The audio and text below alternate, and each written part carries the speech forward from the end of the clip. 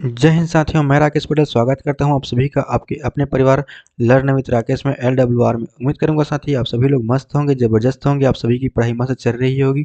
तो आज मैं लेकर आ गया हूं आप सभी के लिए प्रैक्टिस सेट नंबर 1। तो इसमें हम लोग सभी सब्जेक्ट से क्वेश्चन लेने का प्रयास किया हूँ। उम्मीद करूँगा आपको ये क्लास बहुत पसंद आएगी। तो चलिए क्लास को स्टार्ट करते हैं बिना किसी देरी के। तो पहला क्वेश्चन पढ़ेंगे। चिराव नृत्य बांस की छड़ियों की बीच किए जाने वाला नृत्य है। तो ये बात ठीक है। चिराव नृत्य मिजोरम राज्य से संबंधित है। क्या मिजोरम से संबंधित है चिराव नृत्य? तो ये हाँ। तो ऑप्शन कौन सा ये सही होगा? दोनों कथन सही करते हैं, मतलब ऑप्शन नंबर सी। तो अगर हम लोग बात करें मिजोरम राज्य से, तो मिजोरम राज्य की अगर लोक नृत्य की बात करें तो मिजोरम से देखो चिराव तो हो गया। खुल्लम, जैसे खुल्लम खुल्ला, खुल्लम खुल्ला, खुल्लम खुल्ला हो गया। और उसके बाद छिहलम, जितना लम रूट वर्ड लगे ना लास्ट में, छिहलम। तो ये आंख बंद करके आप लोग मिजोरम लगाना, जैसे कि थांगलम, थांगलम, ठीक है थांगलम। और उसमें पैरलम, पैरलम भी बोलते हैं, पारलम भी बोलते हैं, पैरलम। और उसमें जंग तालम, जंग तालम।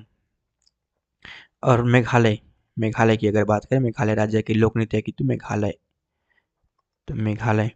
तो मेघालय की बात करें तो लाहो याद रखना, एक लोहा लाहो एक ही है। मेरे वर्ड्स पे ध्यान दीजिएगा आप। लाहो, बेहिंदी खलम, बेहिंदी खलम, बंगला, बंगला, पोमलांग, पोमलांग, पोमलांग, ठीक है।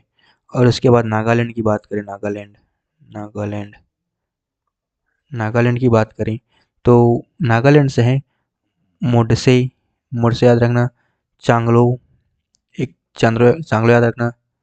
और एक चांगसांग याद रखना, चांग सांग, चांगसांग होगा। और एक याद रखना नागा नृत्य। कौन सा नृत्य? नागा नृत्य। इतने तो हो गया। बढ़ते हैं अगले क्वेश्चन की ओर। तो अगला क्वेश्चन कहा गया है कि भरतनाट्यम भारत का सबसे प्राचीन शास्त्रीय नृत्य माना जाता है। तो ये बात एकदम परफेक्ट है, ठीक है। तो दूसरा भी पढ़ेंगे।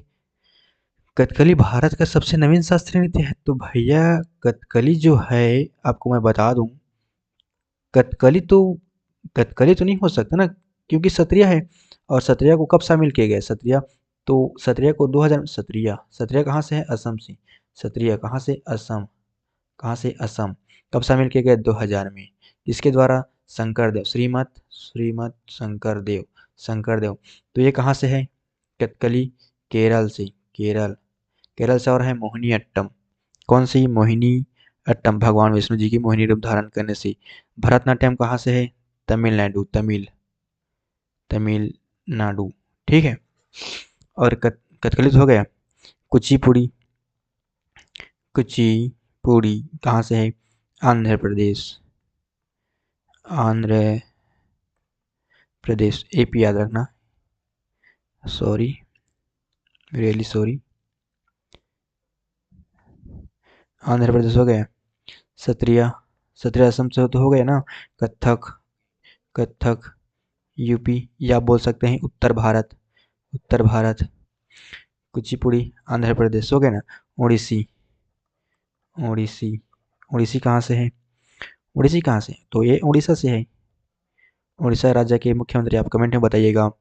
मणिपुरी कहाँ से है? मणिपुरी, तो ये मणिपुर से है, मणिपुर से है, ठीक है। तो अगर मणिपुरी से बात करें तो ये जो है ना मणिपुरी से, तो देखना डिटेल में बात करेंगे हम लोग। तो ये हिंदू वैष्णव प्रसंग से संबंधित है। वैष्णव प्रसंग, राधा कृष्ण भगवान की प्रेम, राधा कृष्ण पूछता है कि कौन से शास्त्रीय नृत्य राधा कृष्ण भगवान जी के प्रेम से संबंधित है? ये तो मणिपुरी है। और इसके भाग 3 है, भाग 3 कौन कौन सी है? माइबा, क्या? माइबा, और पारीक, रास, ठीक है। वाद्य यंत्र, वाद्य यंत्र, वाद्य यंत्र की बात करें, पुंग, पुंग करताल, पुंग करताल, ठीक है। इतना तो हो गया ना। तो बढ़ते हैं अगले स्लाइड की ओर। तो क्वेश्चन तीसरा कह रहा है, छह लोक नृत्य कितने प्रकार से मनाया होता है या मनाया जाता है, कोई भी बोल सकते हो। तो ऑप्शन बी होगा 3। अगर मैं डेप्थ में बात करूं तो छह एक अर्ध, अरे यार सॉरी, छह एक लिखना अर्धशास्त्रीय नृत्य है। छह के कलाकार हैं छऊ कलाकार, कलाकार, कलाकार हैं मकर ध्वज दरोगा, मकर ध्वज दरोगा हो गया। केदारनाथ सिंह, केदारनाथ सिंह, और उसके बाद है केदारनाथ सिंह शुभेंदु नारायण, शुभेंदु नारायण, शुभेंदु नारायण हो गए। और तीन है ना, तीन प्रकार छऊ के, तो तीन कौन कौन से हैं?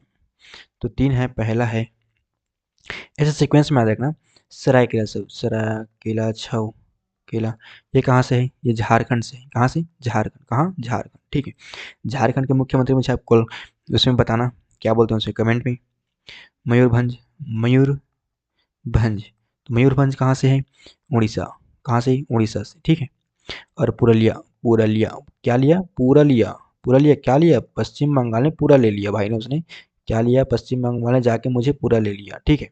तो इतना याद रखे ना। तो छऊ एक अर्ध में क्या बोल रहा था, छऊ एक अर्ध शास्त्रीय नृत्य है। अगर पूछे संस्कृति मंत्रालय द्वारा शास्त्रीय नृत्य की कुल संख्या, तो वो 9 है। अगर पूछे संगीत नाटक अकेडमी द्वारा कुल शास्त्रीय नृत्य, तो ये 8 है। कितना है? 8। और इसका हेडक्वार्टर कहाँ है, मतलब संगीत नाटक अकेडमी का? तो ये न्यू दिल्ली, एनडी मतलब न्यू दिल्ली, ठीक है। बढ़ते हैं नेक्स्ट स्लाइड की ओर।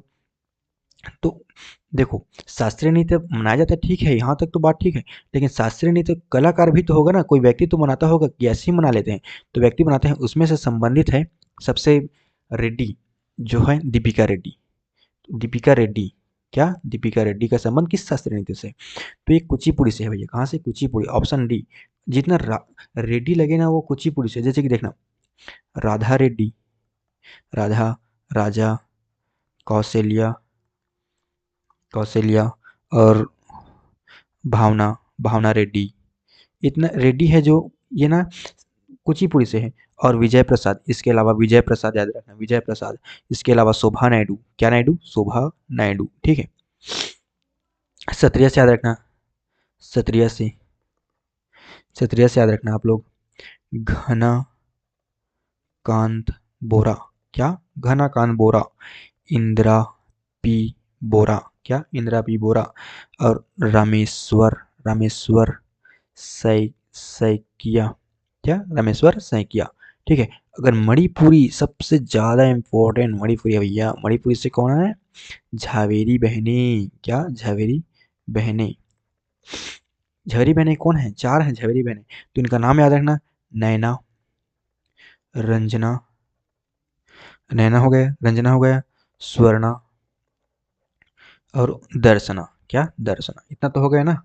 कथक से याद रखना आप लोग, कथक से, कथक से सितारा देवी, क्या देवी? सितारा देवी, सितारा देवी, सितारा देवी।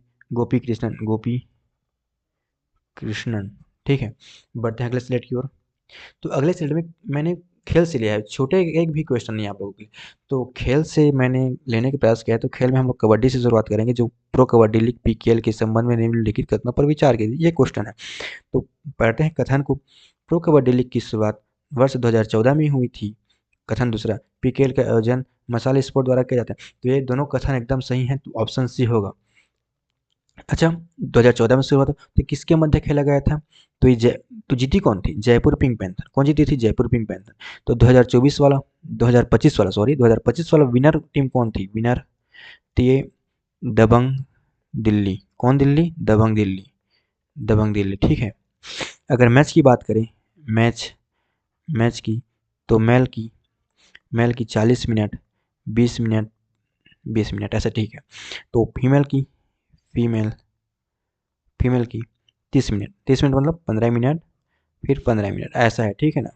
ये याद रखना, ठीक है। और अधिकतम खिलाड़ी की बात करें तो 12, लेकिन मैट पे कितने खिलाड़ी हैं? 7। कितने खिलाड़ी? 7। तो प्रमुख भारतीय खिलाड़ी, पवन, पवन सहरावत, नवीन, नवीन, ठीक है, नवीन हो गए, सॉरी। और राहुल, राहुल चौधरी, रेड मशीन बोला जाता है जिसको, हाँ, ठीक है ना। राहुल चौधरी हो गया। और हाँ, इतना ही याद रखो। और एक भूल रहा हूँ मैं नाम से, हाँ, प्रदीप नरवाल जी, डुबकी किंग जैसे बोलते हैं, प्रदीप नरवाल। इसे तो रिटायर हो गए बेचारे अभी, ठीक है।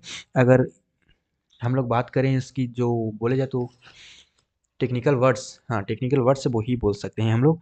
तो टेक्निकल वर्ड्स में इसमें प्रयोग होता है डू, आर, डाई, डू और डाई, ये आर है, ठीक है, आर, डू और डाई हो गया। Super red, super red, super red, super tackle, super tackle, bonus, bonus line, bonus line, और लॉबी और ब्लॉक लाइन भी होता है, ठीक है। तो मैं ये बोल रहा था कि डू और डाई रेड कब होता है, तो आपको पता होगा। चलो डू और डाई रेड छोड़ो, सुपर रेड, अगर दो खिलाड़ी से अधिक अगर कोई रेडर जाता है, जैसे कबड्डी कबड्डी करते हुए गया और तीन खिलाड़ी ले आया, तो वो सुपर रेड होगा। और अगर मैट पर तीन खिलाड़ी से कम रहेंगे, तो वो अगर कोई पकड़ लेगा रेडर को, डिफेंडर, तो वो सुपर टैकल में आएगा। किस में आएगा? सुपर टैकल में आएगा। और जब जाता है, जैसे कि ये मैट है समझो, और इधर गया कबड्डी कबड्डी कबड्डी करते, तो 30 सेकंड का होता है, 30 सेकंड का रेड, अगर 30 सेकंड ज़्यादा तो वो रेडर आउट हो जाएगा। और ये होता है आपका बॉक लाइन, ठीक है, ये बोनस लाइन, और ये आउट लाइन हो गया ऐसा, ठीक है। तो मैच अगर हम लोग इसके एरिया की बात करें, तो मेल के लिए एरिया है 13 इंटू मल्टीप्लाई 10, फीमेल के लिए है 12 मल्टीप्लाई 8 मीटर, ऐसा मीटर में लगा लो, हाँ। और जितना एमपी हो सके इससे मार्क कर लो। तो ये तो हो गया। अब बढ़ते हैं नेक्स्ट क्वेश्चन की ओर। तो क्वेश्चन मैंने दिवस से लिया, छूटेगा, मैंने बोल रहा हूँ छूटेगा एक भी नहीं। तो विश्व हिंदी दिवस कब मनाया जाता है? तो इसका आंसर हाईलाइट हो गया, आप सभी को पता ही चल गया होगा, अगर आप पता होगा तो बात है ना। तो इसका आंसर है 10 जनवरी। तो इतना ठीक है, 10 जनवरी। तो भैया जनवरी की और बताओ। तो जनवरी, 12 जनवरी को क्या मनाते हैं? 12 जनवरी को राष्ट्रीय युवा दिवस, ठीक है। 9 जनवरी को, जनवरी को 9 जनवरी को क्या मनाया जाता है? 9 जनवरी को प्रवासी दिवस, प्रवासी दिवस। एक दिन मैं लाऊंगा एक वीडियो, मतलब क्लास, जिसमें हम लोग पूरा जनवरी का मतलब हर एक डेट और थीम करेंगे। 26 जनवरी, 26 जनवरी को आप सभी को पता ही होगा, बच्चों बच्चों को पता होगा, अपने देशवासियों को गणतंत्र दिवस मनाया जाता है। क्या मनाया जाता है? गणतंत्र दिवस, ठीक है। और 21 फरवरी, 21 फरवरी को मनाया जाता है अंतर अंतरराष्ट्रीय मातृभाषा दिवस। क्या? अंतर्राष्ट्रीय, अरे यार सॉरी, अंतर्राष्ट्रीय मातृभाषा भाषा दिवस, अंतर्राष्ट्रीय मातृभाषा दिवस, ठीक है। 8 मार्च, 8 मार्च को मनाया जाता है अंतर्राष्ट्रीय अंतर्राष्ट्रीय महिला दिवस, ठीक है ना। 22 मार्च, 22, सॉरी, 22 मार्च, 22 मार्च को मनाया जाता है विश्व जल दिवस, विश्व जल दिवस, विश्व जल दिवस हो गया। 23 मार्च, 23 मार्च इतना इम्पोर्टेंट है भाई, ये शहीद भगत सिंह जी के बाद मनाया जाता है शहीद दिवस, शहीद दिवस, ठीक है ना। और 21 फरवरी को मनाया जाता है, तो राष्ट्रीय मातृभाषा दिवस हो गया ना, ठीक है ना। और 28 फरवरी को बताओ मेरे को, 28 फरवरी, 28 फरवरी को मनाया जाता है आपका राष्ट्रीय विज्ञान दिवस। क्या? राष्ट्रीय विज्ञान दिवस। ये राष्ट्रीय विज्ञान दिवस मनाया जाता है, ठीक है, वहां तक बात ठीक है। लेकिन ये किनकी याद में मनाया जाता है, कौन वो थे व्यक्ति? तो इसे आप लोग कमेंट भी जरूर कीजिएगा, ठीक है, इंतजार रहेगा आपके कमेंट का। तो यहाँ तक तो ठीक था। तो बढ़ते हैं नेक्स्ट क्वेश्चन की ओर। तो क्वेश्चन कह रहा है, संविधान से लिया है मैंने, एकदम बेसिक से स्टार्ट करेंगे हम लोग, बेसिक से, क्योंकि प्रैक्टिस सेट ये 1 है, एकदम बेसिक से स्टार्ट करेंगे हम लोग। तो संविधान सभा के प्रथम सत्र के संबंध में निम्नलिखित कथनों पर विचार कीजिए। चलो विचार करते हैं। संविधान सभा का प्रथम सत्र 9 दिसंबर 1946 को प्रारंभ हुआ। कथन दूसरा, प्रथम सत्र की अस्थायी अध्यक्षता डॉक्टर सच्चिदानंद सिन्हा ने की। तो ये तो यहाँ तक तो बात ठीक है। तो 9 दिसंबर से 23 दिसंबर, एकदम याद रखिएगा आप लोग, इम्पोर्टेंट है। 1946, 1946 हुआ। पहला संबोधन किसने किया? पहला संबोधन, संबोधन तो ये किसने किया? J B Kripalani. कौन ने? जे बी कृपलानी ने, ठीक है ना। 13 दिसंबर को उद्देश्य प्रस्ताव पेश हुआ। 13 दिसंबर 1946 को उद्देश्य प्रस्ताव पेश हुआ, कौन सा प्रस्ताव? उद्देश्य उद्देश्य उद्देश्य प्रस्ताव किसके द्वारा? पीटी नेहरू जी के द्वारा। पीटी नेहरू, पीटी मतलब पीटी नेहरू। और कुल सेशन की अगर बात करें हम लोग, कुल सेशन की, तो ये 11 हुए। कितने हुए? 11 हुए, ठीक है ना। अगर स्थायी अध्यक्ष की बात करें, स्थायी अध्यक्ष, स्थायी अध्यक्ष अध्यक्ष तो ये हैं आपके राजेंद्र प्रसाद जी, राजेंद्र प्रसाद। यहाँ तक तो ठीक है। तो ये तीनों ठीक है। तो कथन ए बी सी मतलब ऑप्शन नंबर डी। तो अगर मैं आपको संविधान के बारे में अगर डिटेल्स में बताऊं तो चलो स्टार्ट करते हैं हम लोग संविधान। लेट्स गो, संविधान पढ़ेंगे अपने। रुक जाओ, पेन किंग चेंज करने, एकदम बेसिक से पढ़ाने वाला हूँ आप सभी को मैं। एक सेकंड। देखो, संविधान की प्रथम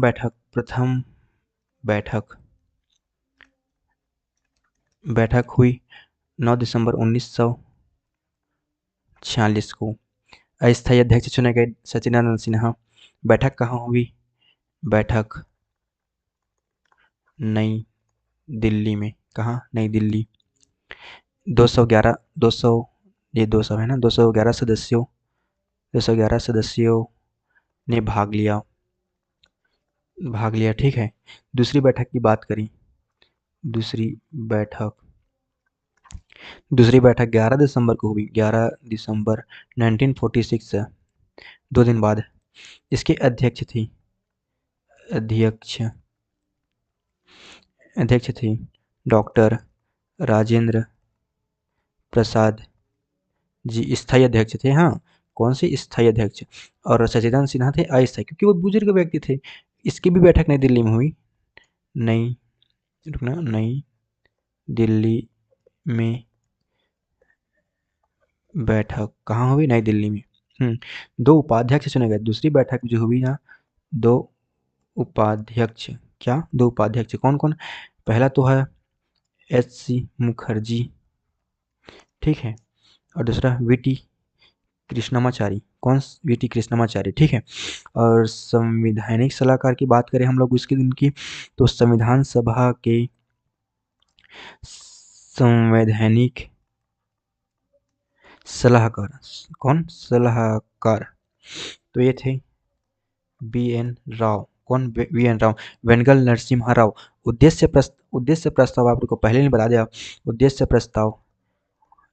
प्रस्ताव 13 दिसंबर 1946 को पेश किया था। 13 दिसंबर 1946 को। इसे स्वीकार कब किया गया? 22 जनवरी 1947 को संविधान सभा द्वारा जवाहरलाल नेहरू ने पेश किया था। कुल अनुच्छेद 8 थे। कितने अनुच्छेद थे? कुल अनुच्छेद 8, ठीक है। संविधान सभा के लिए संविधान सभा का प्रारूप तैयार किया बी एन राव, ठीक है, इतना याद रखना। तो बी एन राव तैयार किया, तो अक्टूबर 1947 में पेश किया। तो उसमें कुल अनुच्छेद 243 थी, अनुसूचित 13 थी। लेकिन इसे जांच करने के लिए जो समिति बनाई गई, प्रारूप समिति, उसकी स्थापना कब हुई? 29 अगस्त 1947 को गठन किया गया। अध्यक्ष थे बी आर अम्बेडकर, जो हमने पहले ही क्वेश्चन किया था। इसके कुल अन्य सदस्य थे बी आर अम्बेडकर के समेत अन्य सदस्य 6 थे। तो 6 सदस्य कौन कौन से थे?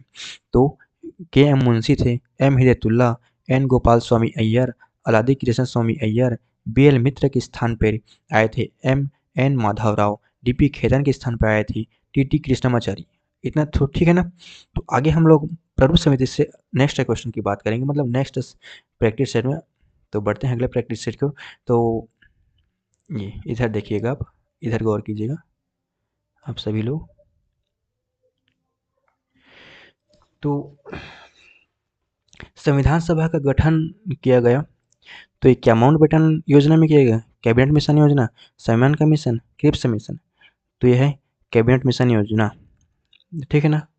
1946 कब? सॉरी 1946 कब आया? 24 मार्च 1946। 24 मार्च 1946 दिल्ली आया। कहाँ? दिल्ली पेश किया। कब पेश किया? 16 मई 16 मई 1946, ठीक है। और अध्यक्ष थी, इसके अध्यक्ष अध्यक्ष की बात करें हम लोग तो अध्यक्ष माउंट बेटन, उपाध्यक्ष नेहरू, कौन? नेहरू, ठीक है ना। तो अगर माउंट बेटन योजना आया 1947 में, कब? 1947 माउंट बेटन योजना, ठीक है ना। और क्रिप्स मिशन आया 1942, 1942 है, 1942 है, ठीक है। और भारतीय स्वतंत्रता योजना आप सभी को याद होगा, भारतीय स्वतंत्रता योजना कब? 1947। साइमन कमीशन आप सभी कमेंट कीजिएगा। तो बढ़ते हैं नेक्स्ट क्वेश्चन की ओर। तो हम लोग का नेक्स्ट क्वेश्चन में कहा गया है प्रांतीय संविधान समिति के अध्यक्ष कौन थे? तो ये थे आपके सरदार वल्लभ भाई पटेल जी। तो जवाहरलाल नेहरू जी किनके थे? तो जवाहरलाल नेहरू संघ शक्ति इनके संघ शक्ति। भीमराव अंबेडकर जी किनके अध्यक्ष थे? प्रमुख समिति। अभी पीछे पढ़े ना हम लोग, प्रमुख समिति, इनके प्रमुख समिति, ठीक है। यहाँ तक बात ठीक है। राजेंद्र प्रसाद संचालन समिति, कौन? संचालन समिति, ठीक है ना। और संघ शक्ति बी आर में मौलिक, एक और याद रखना, मौलिक अधिकार और उप समिति। कौन सी समिति? उप समिति के अध्यक्ष जे बी कृपलानी। कौन? जे बी कृपलानी, ठीक है ना। परामर्शदाता पीछे पढ़े हैं हम लोग, रिकॉल करो। परामर्शदाता संवैधानिक सलाहकार बी एन राव, ठीक है। बढ़ते हैं नेक्स्ट क्वेश्चन की ओर।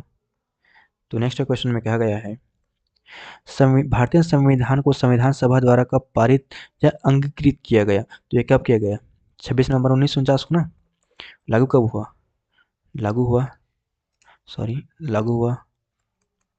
26 जनवरी 1950 को, ठीक है ना। पता होगा कुल बैठक की अगर बात करें, कुल बैठक 165।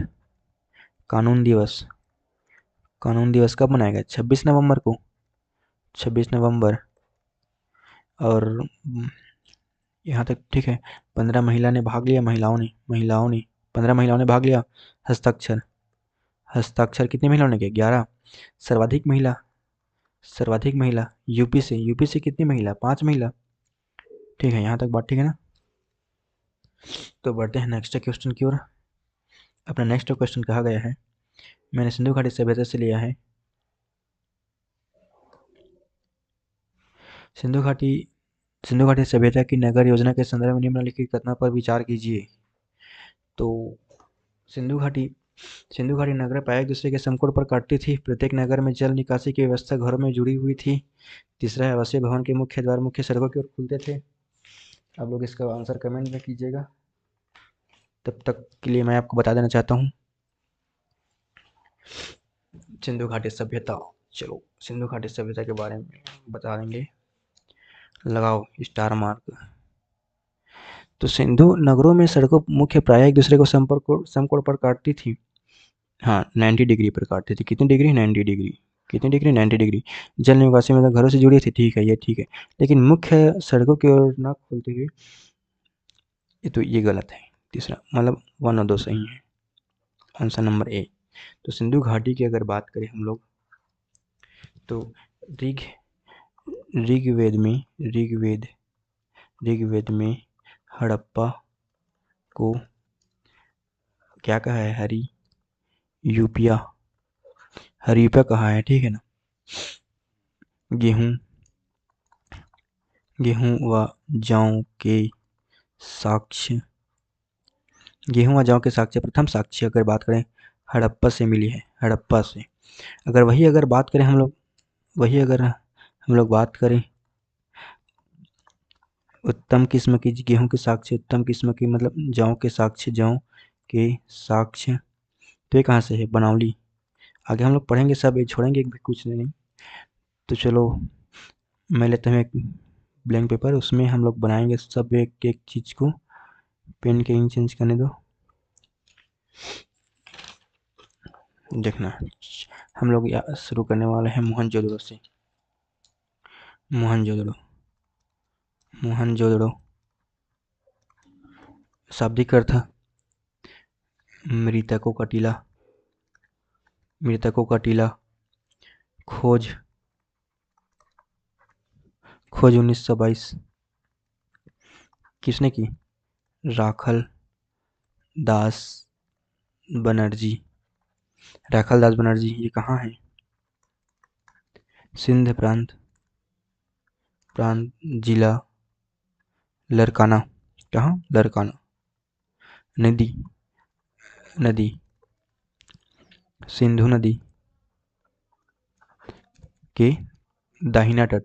ये याद रखना, दाहिना तट, ये बहुत इंपॉर्टेंट, दाहिना तट में। हाँ। मोहनजोदड़ो की सबसे बड़ी इमारत लिखना। मोहनजोदड़ो की सबसे बड़ी इमारत अन्नागार है। अन्नागार। यहाँ तक ठीक है ना? अगर हम लोग बात करें कपास की खेती के साक्ष्य कहाँ से मिलते हैं, तो ये हरियाणा के नाल से। अगर एक और हम लोग बात करेंगे इसी का, वो चनहुदड़ो। चनहुदड़ो ये सिंध प्रांत पाक में है। खोज, इसकी खोज अगर बात करें हम लोग, खोज 1930-31 ईस्वी में एन जी मजूमदार या नानी गोपाल मजूमदार भी बोला जाता है, मजूमदार। उत्खनन। उत्खनन की बात करें, उत्खनन 1935 में अर्नेस्ट मेर्के के द्वारा। चनहुदड़ो लिखना एक औद्योगिक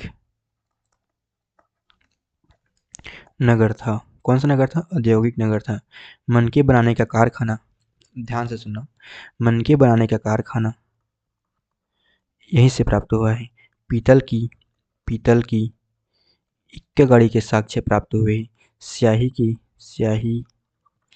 की दावत के साक्ष्य, स्याही की दावत के साक्ष्य प्राप्त हुए हैं। चनहुदड़ो से ही लिपस्टिक के साक्ष्य प्राप्त हुए हैं। ठीक है।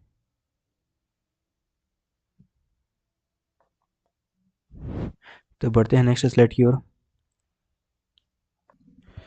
तो क्वेश्चन कह रहा है, ध्यान से पढ़ेंगे, ध्यान से सभी लोग। क्वेश्चन कह रहा है कि रुको, पेन का वो चेंज करना, थिकनेस। सिंधु घाटी सभ्यता की आर्थिक व्यवस्था के संबंध में निम्नलिखित कथनों पर विचार कीजिए। कृषि सिंधु घाटी सभ्यता की मुख्य आर्थिक गतिविधि थी, तो ये बात था, सत्य है, था। व्यापार में माप तौल की मानकीकृत प्रणाली का प्रयोग होता था, ठीक है। सिंधु सभ्यता में धातु के सिक्कों का प्रयोग होता था, तो ये बात गलत है। तो ऑप्शन सिर्फ इसका 1 और 2 सही है। कौन से 1 और 2? कौन से 1 और 2? ठीक है, क्योंकि देखो अगर हम लोग बात करें कालीबंगा से प्राप्त हुए हैं जूते हुए खेत, हल के साक्ष्य,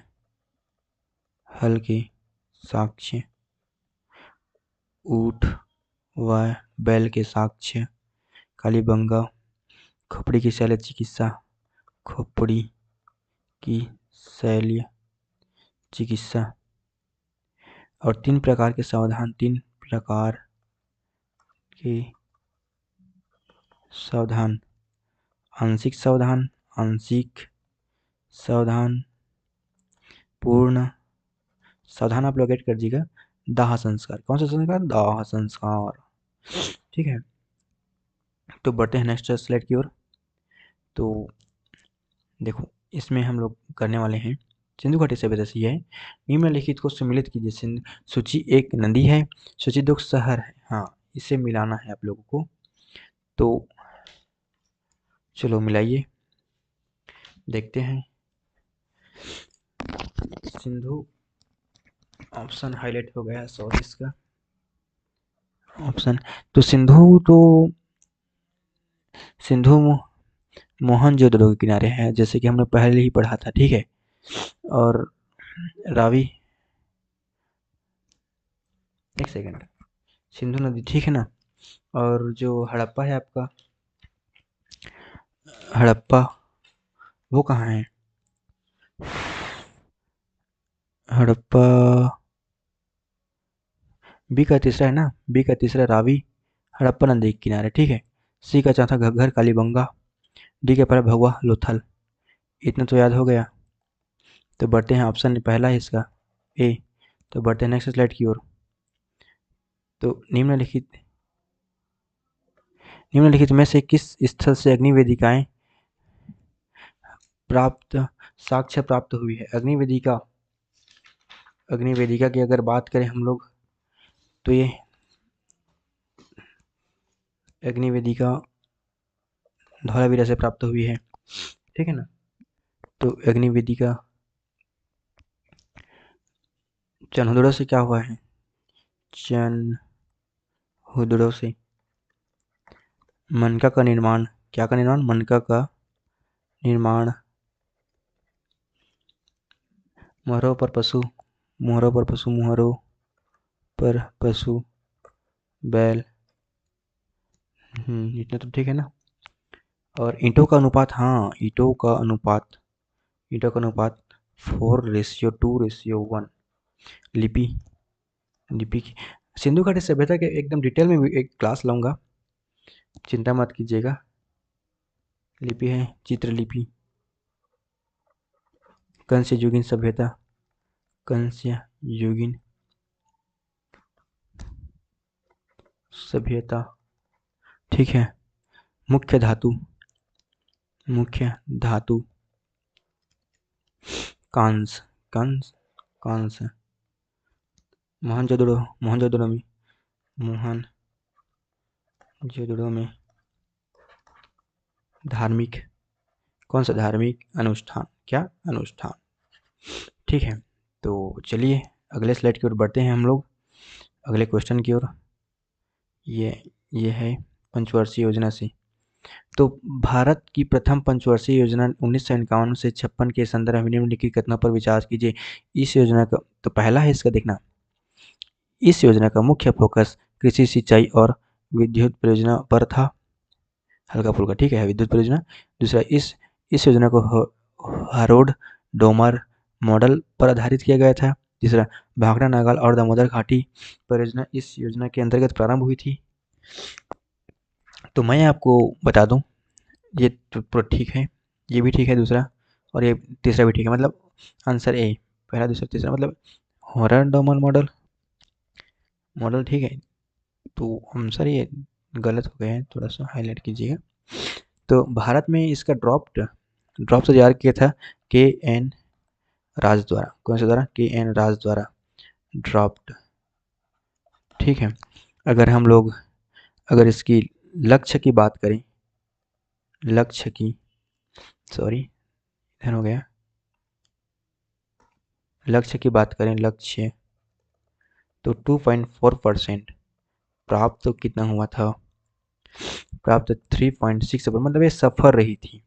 भाखड़ा लिखना, भाखड़ा नगाल, दामोदर घाटी, हीराकुंड आधुनिक भारत का मंदिर है जिसे नेहरू जी ने कहा था, और ये प्रथम पंचवर्षीय योजना के दौरान शुरू गई थी। सामुदायिक विकास कार्यक्रम 1952 में अमेरिका के सहयोग से प्रथम पंचवर्षीय योजना के दौरान शुरू की गई थी। 5 आईआईटी की स्थापना, किसी स्थापना, ये एसएससी जीडी 2025 में पूछा गया था, फरवरी में जो हुआ था, फर्स्ट से देख लेना। 5 आईआईटी की स्थापना, इंटीग्रल कोच फैक्ट्री 1955 में शुरू हुआ था, सॉरी 1955 में, तो तमिलनाडु चेन्नई में है। परिवार नियोजन कार्यक्रम, हाँ इसे लिख लो, परिवार नियोजन कार्यक्रम कब शुरू हुआ था? 1952 में। कब? 1952 में। तो बढ़ते हैं नेक्स्ट क्वेश्चन की ओर। तो द्वितीय पंचवर्षीय योजना 1956 से 61 के संदर्भ में निम्नलिखित कथनों पर विचार कीजिए। यह देखना, यह योजना पीसी महालनोबिस मॉडल पर आधारित थी। भारी उद्योगों के विकास को प्राथमिकता दी गई। इस योजना के दौरान सार्वजनिक क्षेत्र की भूमिका सीमित कर दी गई। तो ये तीनों क्वेश्चन ठीक है। सॉरी सॉरी सॉरी, अब मैं इसका डिटेल में एक्सप्लेन करता हूँ। चलो पहले हम लोग आंसर मार कर लेते हैं इसका, 1 2 3, ठीक है। तो अब देखना, इसमें ना भिलाई की, इस भिलाई में ना एक वो है, भिलाई जो छत्तीसगढ़ में है, सीजी में, ब्रिटेन के सहयोग, भिलाई रूस के सहयोग से औद्योगिक फैक्ट्री, ठीक है ना, रूस। दुर्गापुर पश्चिम बंगाल, ब्रिटेन के सहयोग से। और राउरकेला उड़ीसा, जर्मनी के सहयोग से स्थापना की गई लौह इस्पात कारखाने हैं। अब इसका अगर लक्ष्य की बात करें, द्वितीय पंचवर्षीय योजना में लक्ष्य रखा गया 4.5% प्राप्त हुआ, 4.2%, कितना, 4.2%, ठीक है ना। खादी, खादी एवं ग्राम उद्योग, खादी एवं ग्राम उद्योग 1956 में, कब, 1956 में दूसरी औद्योगिक नीति 1956 में, कब, 1956 में, 1956 में ही मिश्रित अर्थव्यवस्था को भारत ने अपनाया। कौन सी अर्थव्यवस्था, मिश्रित अर्थव्यवस्था। 2 अक्टूबर 1958 में नाफेड राष्ट्रीय कृषि सहकारी विपणन परिसंघ की स्थापना की गई। कौन सी स्थापना की गई, राष्ट्रीय कृषि सहकारी विपणन परिसंघ। लिखना अपने कॉपी में, नोट डाउन करना, राष्ट्रीय कृषि सहकारी विपणन परिसंघ 2 अक्टूबर 1958। तो बढ़ते हैं नेक्स्ट स्लाइड की ओर। तो क्वेश्चन कहा गया है, 5वीं पंचवर्षीय योजना के संदर्भ में निम्नलिखित घटना पर विचार कीजिए। इस योजना का मुख्य नारा गरीबी हटाओ। हाँ, दिल्ली पुलिस एडुकेटिव पैटर्न भी पूछ रही है, पहला ही शिफ्ट उठाकर देख लेना, जाओ, गरीबी हटाओ का नारा पूछा गया था, ठीक है ना। इस योजना का मुख्य उद्देश्य आर्थिक स्थिरता के इस साथ सामाजिक न्याय स्थापित करना था, ठीक है। इस योजना अपने निर्धारित समय से पहले समाप्त कर दी गई थी। तो वो सभी इसके आंसर ठीक हैं। अब इसका एक्सप्लेनेशन करते हैं हम लोग। इसके टाइम पे जो पीएम थे, पीएम श्री मुरार जी देसाई, मोरारजी देसाई। उद्देश्य, इसका जो उद्देश्य था वो गरीबी उन्मूलन और तथा आत्मनिर्भरता। कौन सी निर्भरता, आत्मनिर्भरता, इसके दौरान शुरू की गई थी। याद रखना, न्यूनतम आवश्यकता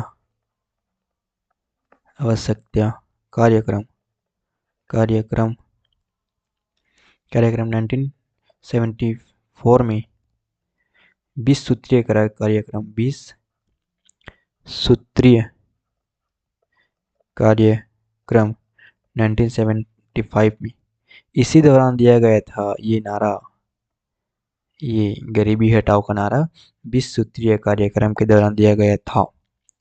क्षेत्रीय ग्रामीण बैंक की स्थापना, क्षेत्रीय ग्रामीण बैंक की स्थापना कब हुई थी, 1975 में, कब, 1975 में। राष्ट्रीय आपातकाल, इसी में हुआ था राष्ट्रीय आपातकाल। कौन सी राष्ट्रीय आपातकाल, 25 जून 1975 में। उस दौरान राष्ट्रपति कौन थे, राष्ट्रपति, तो याद रखना फखरुद्दीन अली अहमद। कौन, फखरुद्दीन अली अहमद। और ये राष्ट्रीय आपातकाल कब तक चली थी, 21 माह तक राष्ट्रीय आपातकाल। तो समाप्त कब हुई, 21 मार्च, कब मार्च, 21 मार्च 1977 में समाप्त कर दी गई, ठीक है ना। तो बढ़ते हैं नेक्स्ट क्वेश्चन की ओर। अगर मैं बोल रहा हूँ तो आप लोगों को लिखना, नोट डाउन करना, ध्यान से सुनना, लेकिन मेरे राइटिंग पे आप लोग गौर मत कीजिएगा, मेरे वर्ड्स पे ध्यान दीजिएगा, जो बहुत इंपॉर्टेंट, ठीक है। तो बढ़ते हैं नेक्स्ट स्लाइड की ओर। तो चलो, जियोग्राफी से क्वेश्चन आ गया। देखो मैंने हर एक मतलब आप लोग समझ ही सकते हो, ऐसा है। तो भारत कितने राज्य, एकदम बेसिक से स्टार्ट किया है, भारत कितने राज्य के साथ समुद्री सीमा साझा करता है या तटरेखा। तो ये 9 है, 9 कौन कौन से हैं। पहले बनाते हैं हम लोग देश का अपना मैप, ऐसा है, ठीक है। तो पहला है पश्चिमी तटीय, पश्चिमी तट है 5 और पूर्वी तट है 4। तो इसमें है गुजरात सबसे ज़्यादा, गुजरात गुजरात गुजरात गुजरात कितना है 1214 किलोमीटर, कितना है 1214 किलोमीटर। उसके बाद है आंध्र प्रदेश, आंध्र प्रदेश 1973 किलोमीटर। उसके बाद है तमिलनाडु 906 किलोमीटर। उसके बाद है एमएच मतलब महाराष्ट्र, एमएच मतलब महाराष्ट्र 652 किलोमीटर। सबसे कम है गोवा, गोवा 103 किलोमीटर। यूटी की बात करें हम लोग, यूटी में सबसे लंबा है अंडमान निकोबार, अंडमान। अगर छोटे की बात करें यूटी में तो लक्षद्वीप, लक्षद्वीप। ठीक है ना। आप लोग इसे सीक्वेंस में भी याद रखना है, क्योंकि आता है अब तो ऐसे ऐसी स्टेटमेंट वाइज पूछने लगी है, तो ना स्टेटमेंट वहाँ जाएगा कि मिलाओ, जैसे कि गुजरात, आंध्र प्रदेश, तमिलनाडु, महाराष्ट्र, ऐसे मिलाना है। ठीक है ना। चलिए बढ़ते हैं अगले स्लाइड की ओर। तो प्रश्न 19 कह रहा है भारत की भूमि सीमा किन देशों से लगती है, किन देशों से मतलब कितने देशों से लगती है। तो आप सभी को पता ही होगा, ये बेसिक क्वेश्चन है, लेकिन इसके एक्सप्लेन को ध्यान दीजिएगा। तो ये है, तो ये कितने हैं आप सभी को पता ही होगा, 7 है ना। अरे हाँ या नहीं बोलो, 7 है ना, हाँ 7 है। चलो, तो बांग्लादेश पहला है, बांग्लादेश। एकदम हर एक टॉपिक को मैं कवर करूंगा, लेकिन आप लोग बस बने रहेगा, आप लोग मुझे मोटिवेट कीजिएगा। बांग्लादेश से है 4096.7 किलोमीटर। सीक्वेंस में लगा रहा हूँ, आप लोग भी याद रखिएगा। दूसरा है चीन, कौन सी, चीन, मेड इन चीन। चीन है 3488 किलोमीटर, 3488 किलोमीटर। तीसरा याद रखिएगा आप लोग,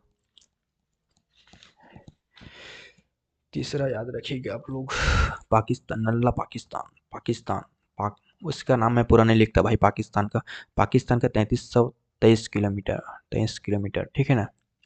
नेपाल याद रखिएगा, चौथा में नेपाल, नेपाल याद रखिएगा 1751 किलोमीटर।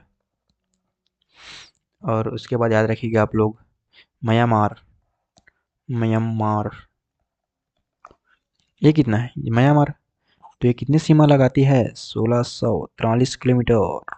पाँच हो गए ना, छठवा, छठवा आप लोग याद रखिएगा भूटान, भूटान भूटान भूटान भूटान। भूटान कितने देशों के साथ सीमा लगाती है 699 किलोमीटर के साथ सीमा लगाती है। और सातवां, एकदम ये सीक्वेंस है, देखो सीक्वेंस से मैंने एकदम वो क्या है, आप लोग मेरे वर्ड्स पे ध्यान मत दीजिएगा। अच्छा मेरे वर्ड्स पे ध्यान दीजिएगा, राइटिंग पे ध्यान दीजिएगा, सॉरी गलती मिस्टेक होता है भाई वैसा। तो ये अफगानिस्तान, अफगानिस्तान, अफगानिस्तान ऐसे हाफ लिख देता हूँ 106 किलोमीटर। और ये सिर्फ लद्दाख के साथ सीमा लगाती है, और सबसे छोटी ये याद रखिएगा, और सबसे बड़ी बांग्लादेश, ये याद रखिएगा। और सीक्वेंस में याद तो रखना ही है आपको। तो बढ़ते हैं नेक्स्ट स्लाइड की ओर। तो इसमें कहा गया है,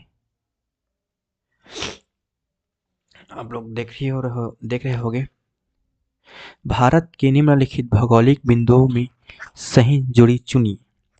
तो पहला है सबसे उत्तरी बिंदु रिगुता, सबसे दक्षिणी बिंदु कांचीपुरम, सबसे पूर्वी बिंदु मिजोरम, सबसे पश्चिमी बिंदु गुजरात। बी है सबसे उत्तरी बिंदु इंदिराकोल, सबसे दक्षिणी बिंदु कनौन पॉइंट। तो इसका साफ शब्द में अगर आंसर कहूँ तो सबसे उत्तरी बिंदु इंदिरा कॉल। देखो इंदिरा कॉल सबसे उत्तरी बिंदु कहाँ है, सबसे इंदिरा बिंदु उत्तरी, तो ये इंदिरा कॉल है। तो ये जो गलत हो गया, सबसे उत्तरी बिंदु इंदिरा कॉल, ये सही हो सकता है और ये सही होता है। सबसे उत्तरी बिंदु लद्दाख, ये तो नहीं हो सकता ना भाई। और उसके बाद हम लोग देखेंगे